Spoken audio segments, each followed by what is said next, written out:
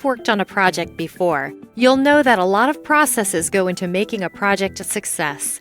You've been introduced to the idea of project management process groups. These organize processes into groups based on their purpose. Another way of grouping processes is by knowledge areas. Each knowledge area includes the knowledge needed for one aspect of managing a project. The PMBOK Guide identifies these 10 knowledge areas. Project integration management involves coordinating all the elements of a project so they work together to achieve objectives. This means identifying and defining what work must be done and managing and coordinating this work. The purpose of project scope management is to identify and define all work that's needed to meet project goals.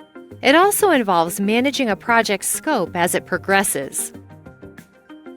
Project schedule management is necessary to ensure that a project is completed on time. It includes processes for creating and monitoring project schedules. Costs and budgets form an important part of any project. Project cost management involves ensuring that a project meets its objectives without going over budget.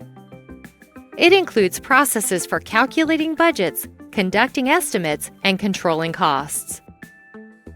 Project quality management involves ensuring that a project meets the standards and requirements that were set out for it. It includes processes for measuring project performance, comparing results to the required standards, and identifying where improvement is needed. Project resource management is concerned with the processes for planning and developing a project team. This includes keeping track of roles and responsibility and managing changes in team members. It also includes processes for estimating, managing, and controlling all required project resources. These resources may include such items as materials and equipment.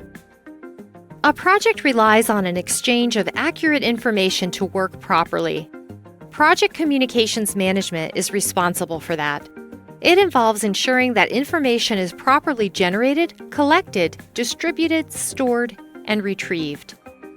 Project risk management involves ensuring that risks to the success of a project are identified and analyzed, and that appropriate responses are developed. Project procurement management is concerned with obtaining goods and services for a project from various suppliers.